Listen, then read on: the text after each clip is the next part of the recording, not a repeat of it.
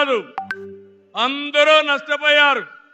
I'm requesting honourable prime minister Modi ji, Andhra Pradesh has suffered the worst due to bad governance, financial mismanagement and corruption.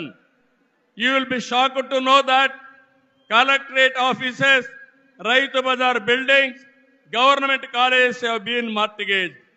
It is a pity that even tax revenue from liquor, both present and future, have been escrowed. This is the sorry state of affairs over the last 5 years.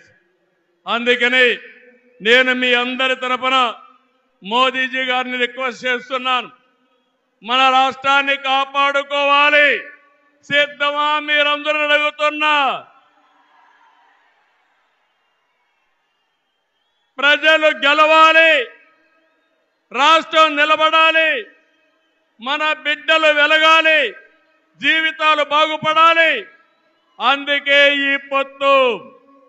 Narendra Modiji గారి సంకల్పం గెలవడం కాదు. నిన్ననే ఎన్నికల శంఖారావం మోగింది, ప్రజల్లో ఉత్సాహం పెరిగింది. దేశంలో ఎన్డీఏకి 400+ సీట్లు వస్తాయి.